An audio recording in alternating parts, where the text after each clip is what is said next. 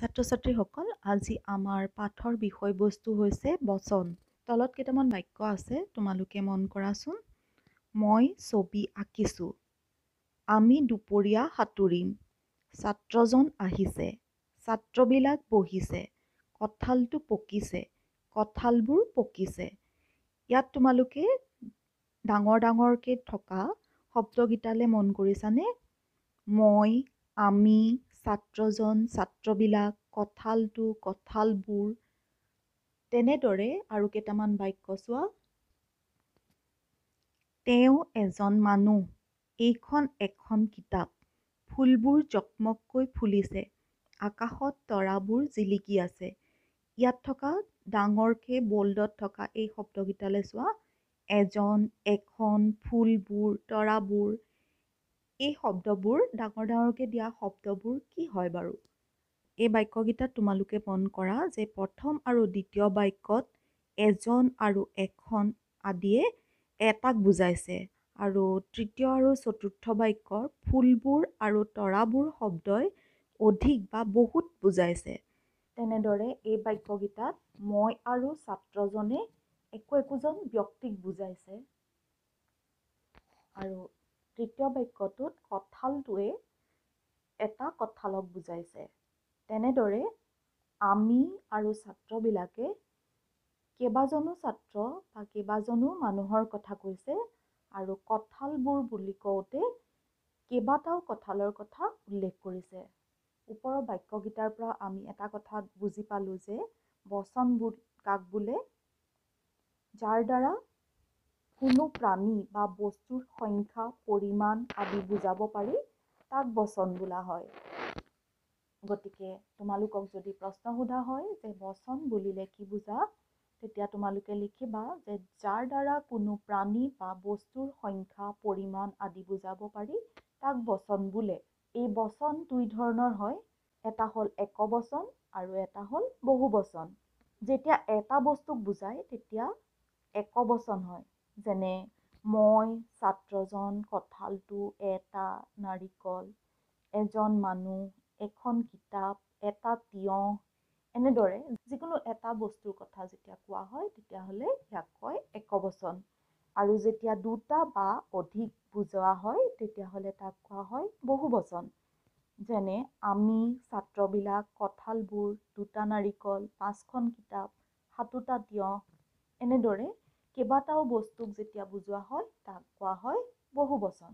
অসমীয়াত বিলাক, বোৰ, হত, সকল, লোক আদি ব্যৱহাৰ কৰি একবচনৰ পদক বহুবচনলৈ নিয়া হয়। সংখ্যাবাচক শব্দ বহুত আদি ব্যৱহাৰ কৰিও বহুবচন কৰা হয়, অৰ্থাৎ ছিংগুলাৰৰ পৰা প্লুৰেললৈ নিয়া হয়।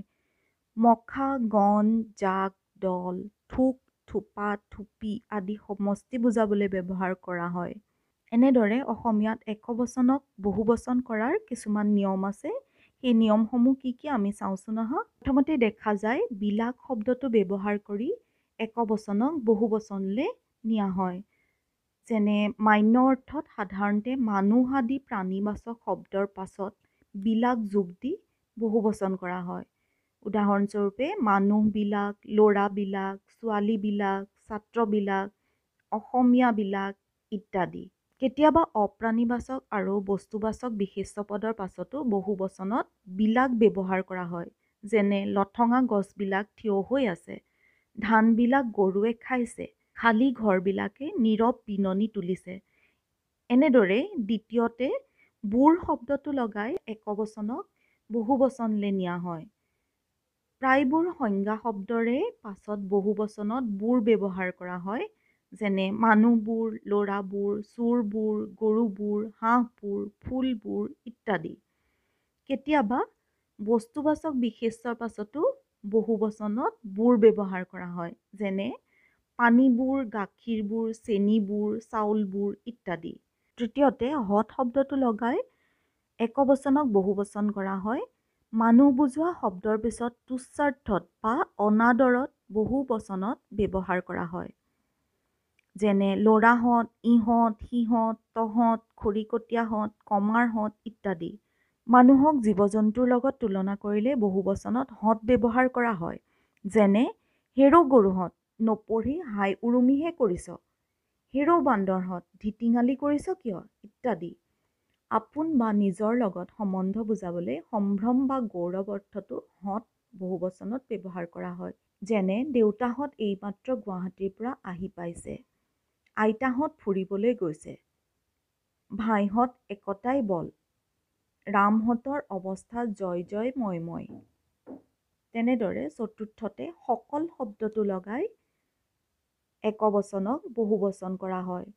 সম্ভ্ৰম আৰু মান্যাৰ্থত বহুবচনত সকল ব্যৱহাৰ কৰা হয়।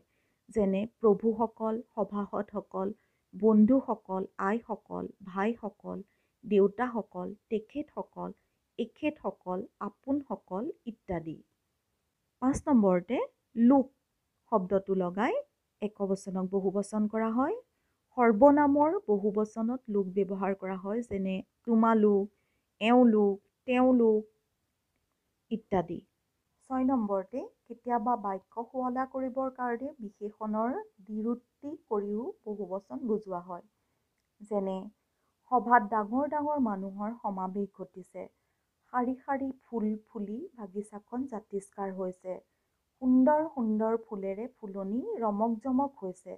ভঙা ভঙা মাতেৰে তেওঁ ৰাইজৰ অভিনন্দনক উলগনি জনাইছে ইত্যাদি। সংখ্যাবাচক শব্দৰ যুগতো বহুবচন কৰা হয়। যেনে দুটা মানুহ, 10টা গৰু, 1000 ফুল, লাখ টকা ইত্যাদি। তেনেদৰে 7 নম্বৰত জাক, মখা, গণ, দল, থোক, থোপা, থুপি, পাল, পুঞ্জ, বৰ্গ, বৃন্দ, মালা, মণ্ডলী, ৰাজী, শ্ৰেণী, লানি আদি শব্দই সমষ্টি, গোট, সমূহ আদি বুজায়। জাক শব্দটো লগাই কেনেদৰে একবচনক বহুবচন কৰে তাক চাওঁ আহা। যেনে গৰু জাক, হাঁহ জাক, বৰষুণ জাক ইত্যাদি। তোমালোকক যদি দিয়া হয় গৰু, তেতিয়াহ'লে বহুবচন কৰিবলৈ হ'লে গৰু জাক লিখিব লাগিব। যদি দিয়া হয় হাঁহ, তেতিয়া লিখিব লাগিব বহুবচনত হাঁহ জাক। যদি বৰষুণ বুলি দিয়া হয় তাক বহুবচনত কি হ'ব? বৰষুণ জাক। তেনেদৰে মখা শব্দটো ব্যৱহাৰ কৰি সান্দহ মখা, ল'ৰা মখা, বান্দৰ মখা আদি একবচনক বহুবচন কৰিব পাৰি। তেনেদৰে গণ শব্দটো লগাই মুনি দিলে মুনিগণ, দেৱতা হ'লে দেৱতাগণ, পাৰিষদ হ'লে পাৰিষদগণ আদি লিখি এনেদৰে বহুবচন কৰিব পাৰি। দল শব্দটো লগাই কিছুমান একবচনক বহুবচন কৰিব পাৰি। যেনে সৈন্য, সৈন্যদল, ছাত্ৰ, ছাত্ৰদল, যুৱক, যুৱক দল। তেনেদৰে থোক শব্দটো লগাই কল, কল থোক, নাৰিকল, নাৰিকল থোক, তামোল, তামোল থোক। থোপা শব্দটো লগাই পেলাই বহুবচন কৰিব পাৰি কিদৰে? আম, আম থোপা, তেতেলী, তেতেলী থোপা, আঙুৰ, আঙুৰ থোপা, মণি, মণি থোপা আদি। তেনেদৰে থুপি শব্দটো লগাই ফুল, ফুল থুপি বুলি বহুবচনত লিখিব পাৰি। তেনেদৰে পাল শব্দটো লগাই গৰু, গৰুপাল, ভেড়া, ভেড়াপাল, হাতী, হাতীপাল এনেদৰে বহুবচন কৰিব পাৰি। পুঞ্জ শব্দটো লগাই দ্বীপ, দ্বীপপুঞ্জ, জাতি, জাতিপুঞ্জ আদি এনেদৰে বহুবচনত লিখিব লাগে। বৰ্গ শব্দটো লগাই শিষ্য, শিষ্যবৰ্গ, পাৰিষদ, পাৰিষদবৰ্গ, বন্ধু, বন্ধুবৰ্গ, পৰিয়াল, পৰিয়ালবৰ্গ আদি লিখিব পাৰি। বৃন্দ বা বৃন্দা শব্দটো ব্যৱহাৰ কৰি একবচনক বহুবচনলৈ নিব পাৰি। ভক্ত, ভক্তবৃন্দ, সুধী, সুধীবৃন্দ, ছাত্ৰ, ছাত্ৰবৃন্দ, ছাত্ৰী, ছাত্ৰীবৃন্দা এনেদৰে। মালা, এই মালা শব্দটো লগাই কিছুমান শব্দক একবচনৰ পৰা আমি বহুবচনলৈ নিব পাৰোঁ। যেনে পৰ্বত, পৰ্বতমালা, আগ্নেয়, আগ্নেয়মালা, গিৰি, গিৰিমালা আদি। মণ্ডলী শব্দটো কিছুমান শব্দৰ পিছত লগাই আমি একবচনক বহুবচন কৰিব পাৰোঁ। যেনে বিদ্বান, বিদ্বান মণ্ডলী, মন্ত্ৰী, মন্ত্ৰীমণ্ডলী, পণ্ডিত, পণ্ডিত মণ্ডলী আদি।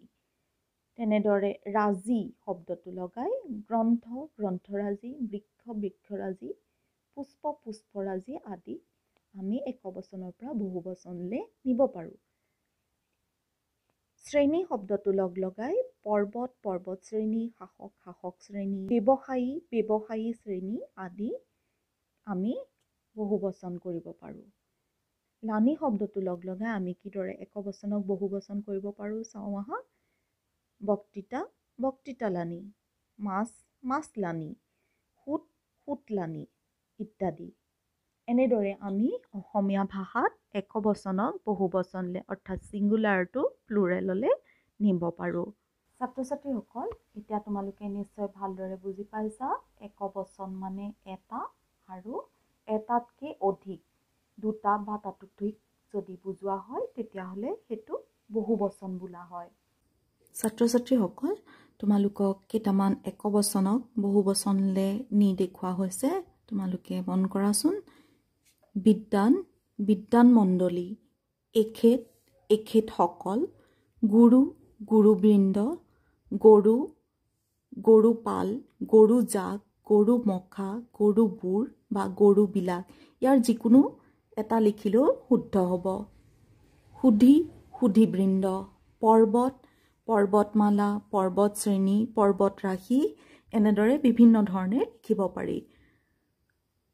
চাউল চাউলবোৰ, মাছ মাছবোৰ বা মাছলানি, দেৱতা দেৱতাসকল, কিতাপ কিতাপবোৰ, বেপাৰী বেপাৰীবোৰ বা বেপাৰীবিলাক, চৰাই চৰাইজাক,